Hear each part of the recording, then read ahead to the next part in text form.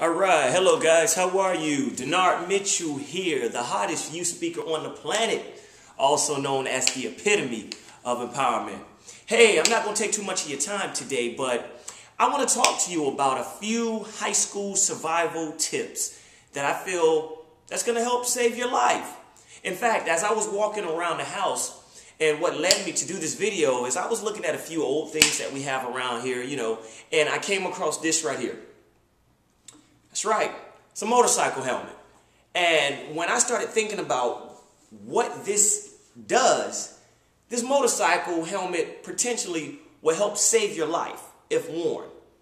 This video today is all about saving your high school career, saving you from a lot of, I guess you can say, bad days and some just unwanted pressure that you will possibly need if we take some preventive actions, in which wearing a helmet and driving a motorcycle or riding a motorcycle will help you prevent certain accidents or injuries.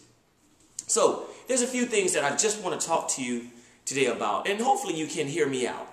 And we're going to get straight to the point because I feel that this is very, very, very important. Tip number one, as it relates to surviving high school, let's just get straight to it. I want you all to just be mindful of the different cliques that you're hanging with, primarily your association. Now, as I have the opportunity of traveling the United States and I have the opportunity of going to different high schools, and I can honestly tell you there are some cliques that are great because they're positive, they're upbeat, everybody's friendly, and they're trying to do the right thing. But I'll be honest with you, there are a lot of cliques, groups, associations that are not so positive. Guys, if you're listening to me, let me tell you like this. Don't hang around cliques that are not doing any good. If they're skipping class, you don't need to hang around them. And I know you always hear this, blah, blah, blah. I heard this when I was younger, but it's the truth. If you hear older people saying it, that's wisdom. It is true. They're trying to get you to not avoid some of the same pitfalls and mistakes they made.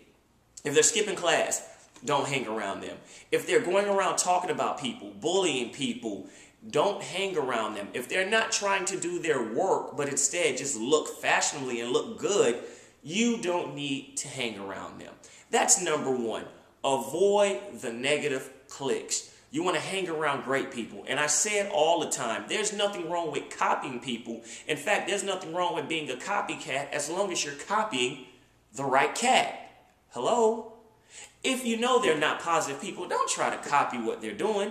But if they are positive, then it's okay to copy their habits and copy the way they do certain things because they're being successful and they have great results. Do not hang around negative cliques. Number two, this is a big one, guys. When I was younger and when I was in school, we had this thing called bullying. It exists, but really it was all about, okay, you see a bigger person, they go fight a smaller person, eventually it's over. Now, we have all of this technology, and I have nothing against technology. Hey, I'm making this video now. I love technology. I love what it's doing for the advancement of society. However, if you're going to be on these social networks, if you're going to be on the Facebooks, if you're going to be on the Twitters, if you're going to be on everything else that's out there, YouTube, and making videos, guys, please stay away from the social bullying, the cyber bullying. Stay away from it. The thing is, it's to say, just because you're in the comfort of your own house and you're sending out bad messages and you're trying to slander individuals and calling people names and making up rumors and gossiping on people over the internet, that does not make it better. It's the same exact thing if you were doing it in person and you were bullying someone, a bigger person bullying someone. Please, if you know someone that's out there and they're participating in cyberbullying, for one, don't hang around them because you don't want to get caught up in that. For two, try to encourage them to stop. If they don't want to stop, then you just stay away from them. But don't get caught up in the cyberbullying. Don't get caught up in the social bullying. Do not do that. And if you're hanging around individuals that are doing that, you're just as guilty. Birds of a feather flock together.